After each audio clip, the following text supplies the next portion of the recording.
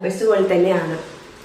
അ ആ ഇ ഈ ഉ ഊ ഇറു എ ഐ ഓ ഔ അം ആഹ. ഓരോ വവൽസിന്റെയും വേർഡ്സ് ആയിട്ട് പഠിക്കാം.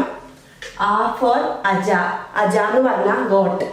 ആ ഫോർ ആമ്രം എന്ന് പറഞ്ഞാൽ മാംഗോ. ഇ ഫോർ ഇക്ഷുഹു എന്ന് പറഞ്ഞ ഷുഗർ കെയിൻ. ഈ ഫോർ ഈശഹ എന്ന് പറഞ്ഞ ശിവഭഗവാൻ. ഉ ഫോർ ഉടജം എന്ന് പറഞ്ഞ ഹട്ട്. ഉ ഫോർ ഊർണഹ വൂൾ. ഇരു ഫോർ ഋഷിഹി സേജ്. എ ഫോർ ഏകം എന്ന് വെച്ചാ വൺ. ഐ ഫോർ ഐക്യം എന്ന് വെച്ചാ യൂണിറ്റി. ഓ ഫോർ ഓദനം, ഓദനം മീൻസ് റൈസ്. ഔ ഫോർ ഔഷധം, ഔഷധം എന്ന് പറഞ്ഞാൽ മെഡിസിൻ.